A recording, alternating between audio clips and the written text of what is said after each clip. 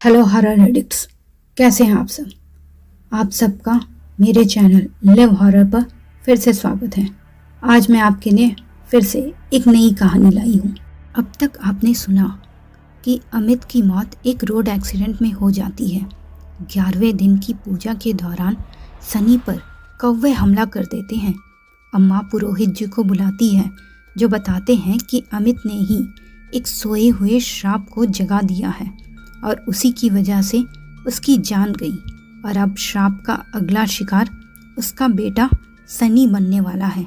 श्राप के प्रभाव में आकर सनी अपनी माँ प्रिया को भी मारने की कोशिश करता है। तब प्रिया अपनी सास और पुरोहित जी से श्राप के रहस्य के बारे में पूछती है। अब आगे अम्मा और पुरोहित जी एक दूसरे का मुंह ताकने लगी।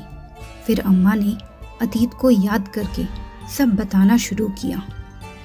ये बहुत साल पहले की बात है, जब सबको सिर्फ बेटों की ही ख्वाहिश होती थी, पर नई बहू रत्नावती को लगातार सिर्फ बेटियां ही पैदा हो रही थी। उसकी 2 बेटियों को पैदा होते ही बेदर्दी से मार डाला गया था। हर बार उसका कलेजा फट जाता था, पर वो कुछ भी नहीं कर पाती थी। रत्नावती इस बार बहुत डरी हुई थी। वो हर वक्त ऊपर वाले से मनाती रहती कि उसे इस बार बेटा हो जाए, अगर ना हो तो भी उसकी बेटी किसी तरह से जिंदा बच जाए। पर होनी को कुछ और ही मंजूर था। उसको इस बार भी बेटी ही हुई और उसका हशर भी पहले 2 बच्चियों के जैसा ही हुआ। पर यह सदमा रत्नावती बर्दाश्त नहीं कर पाई और अपने ससुराल वालों से बदला लेने के लिए उन पर हमला कर दिया। तब उसे पागल समझकर एक कमरे में बंद कर दिया गया और वो बदले की आग में तड़प तड़प कर उसी कमरे में मर गई। पर उसने पूरे खानदान को श्राप दे दिया कि जिस बेटी की चाह में उसकी नवजात बच्चियों को मार दिया गया, उनके खानदान में अब एक भी बेटा जिंदा नहीं बचेगा। और वैसा ही हुआ भी। सबसे पहले उसके पति की दुर्घटना में मौत हो गई, फिर उसके ससुर अचानक ही चल बसे। तब पुरोहित जी के गुरु जी के पिताजी ने ही उस कमरे में पूजा करके उसे बंद करवा दिया था। तब जाकर मौतों का सिलसिला रुक गया था। पर तुम लोगों ने जाकर वो श्राप फिर से जिंदा कर दिया है। वो कमरा तुम लोगों ने शायद अनजाने में ही खोल दिया और वो श्राप आज़ाद हो गया है। तुमने बिल्कुल ठीक कहा बुढ़िया। मैं अपना अधूरा काम पूरा करने के लिए वापस आ गई हूँ और अब कोई नहीं बचेगा। सनी उठकर बैठ गया था और गुर्राता हुआ बोला। पुरोहित जी तुरंत आगे आए और सनी के माथे के बीचों बीच अंगूठे से दबाकर कुछ मंत्र पढ़ने लगे। सनी तड़पने, चीखने, चिल्लाने लगा और फिर उसके एक धक्के से पुरोहित जी दूर जा गिरे। सनी अपना सिर दीवार पर जोर जोर से मारने लगा। उसका सिर फटकर खून बहने लगा था। प्रिया और अम्मा ने उसे रोकने की कोशिश की, पर वो भी छिटक कर दूर गिर गई। तब पुरोहित जी ने अपने गले से रुद्राक्षों की माला उतारी और सनी के गले में डाल दी। तब वो फिर से बेहोश हो गया। सनी अब पूरी तरह से उसके वश में हो गया है। इससे पहले कि ये फिर से होश में आए, हमें गुरुजी के पास पहुंचना होगा। पुरोहित जी ने तेज तेज सांसों के साथ कहा।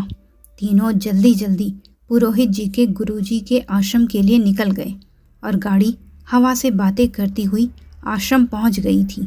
गुरुजी एक बहुत बूढ़े व्यक्ति थे, पर उनके चेहरे पर एक अलौकिक तेज था। सनी को उनके सामने लिटाया गया और सनी को देखकर उनके शांत चेहरे पर चिंता की लकीरें उभर आई। उन्होंने गंभीर स्वर में कहा, आप लोगों ने इस बच्चे को यहाँ लाने में बहुत देर कर दी है। अगर इस बच्चे को जल्दी से श्राप से मुक्ति नहीं मिली तो वो इसको भी मार डालेगी। उन्होंने अपने पास से एक अभिमंत्रित नींबू, एक दीपक और एक बहुत सारी रोली से जकड़ा हुआ ताला प्रिया को दिया और सब विधि बताकर जल्दी जाने को कहा। गाड़ी फिर से हवा से बातें करती हुई उनके पुश्तैनी घर की तरफ जाने लगी, क्योंकि उनके पास सिर्फ सुबह होने तक का ही समय था। गाड़ी जब गेट पर रुकी तो तीनों सनी को उठाकर घर के अंदर भागे। सबको डर लग रहा था, सबके दिल तेजी से धड़क रहे थे। पुराना दरवाज़ा चरमराता हुआ खुला तो तीनों डरी हुई आंखों से हर तरफ देखते हुए अंदर दाखिल हुए। अम्मा ने कांपते हुए वह कमरा दिखाया ही था कि घर में रत्नावती के चीखो पुकार गूंजने लगी। सबके बदन थर थर कांप रहे थे। अचानक से घर में तेज़ हवाएं चलने लगी जो प्रिया को उस कमरे में पहुंचने ही नहीं दे रही थी। पर प्रिया को अपने बेटे की जान बचानी थी। वो ऊपर वाले का नाम लेती हुई उस कमरे में पहुंची और जैसे ही वह उस सनी के ऊपर से उतारा गया नींबू वहां रखकर उसने दिया जलाया तो पीछे से पुरोहित जी और अम्मा की चीखें सुनाई देने लगी।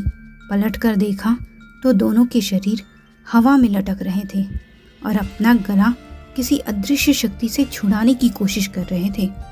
प्रिया घबराकर उनको बचाने के लिए पलटी तो पुरोहित जी ने रोक दिया और कहा, हमारी फिक्र मत करो, तुम अपना कार्य संपन्न करो, वो ज्यादा जरूरी है। तब प्रिया ने जलते हुए दिए के पास वो नींबू रखकर 2 टुकड़ों में काट दिया। नींबू के कटते ही एक तेज चीख पूरे घर में गूंजी जिसने पूरे घर की दीवारों को हिला कर रख दिया। फिर प्रिया ने तुरंत बाहर आकर वो पूजा किया हुआ ताला भी उस कमरे को बंद करके लगा दिया और उसके साथ ही सब कुछ यकायक शांत हो गया। पुरोहित जी और अम्मा नीचे ज़मीन पर गिर पड़े और सनी जैसे नींद से जागा हो उठकर बैठ गया। उस दिन के बाद वह दरवाज़ा किसी के खोलने का इंतज़ार फिर से करने लगा। तो मित्रों, कैसी लगी ये स्टोरी? अपनी राय कमेंट बॉक्स में ज़रूर दीजिएगा और ऐसे ही ढेर सारी हॉरर स्टोरीज़ के लिए मेरे चैनल लिव हॉरर को सब्सक्राइब करना बिल्कुल मत भूलिएगा। धन्यवाद।